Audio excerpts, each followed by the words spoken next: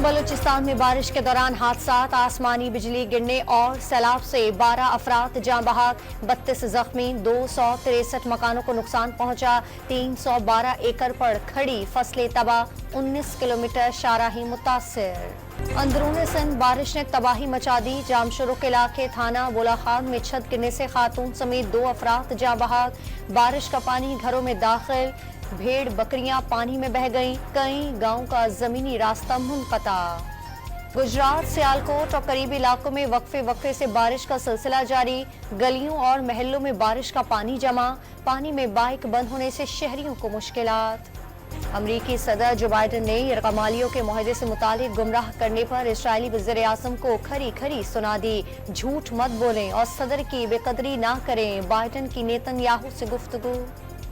Ismail Haniyeh की शहादत के बाद नए सरबराह के नाम पर गौर, हमास की शूरा काउंसिल जल्द इस्माइल हनिया की जानशीन का ऐलान करेगी। हमास की शूरा काउंसिल में मौजूद अरकान के नाम खुफिया रखे गए हैं, खालिद मशल और खलील हया में से किसी एक का इंतखाब होने का इम्कान।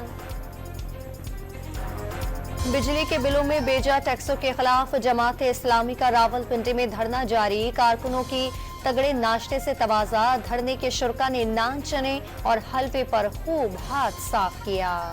कराची में गवर्नर हाउस के सामने जमात इस्लामी का धरना जारी, गवर्नर सिंध मसाइल हल नहीं कर सकते तो घर जाएं, मनम जफर का खिताब, कामरान टिसोली ने धरने की हिमायत कर दी। कौमी शहदाए पुलिस के हवाले से मुख्तलिफ शहरों में तकरीबात, सिंध पुलिस ने खुसूसी डॉक्यूमेंट्री की वीडियो जारी कर दी, पुलिस शहदा की कुर्बानियों को फरामोश नहीं किया जा सकता, वज़ीर आला पंजाब का पैगाम।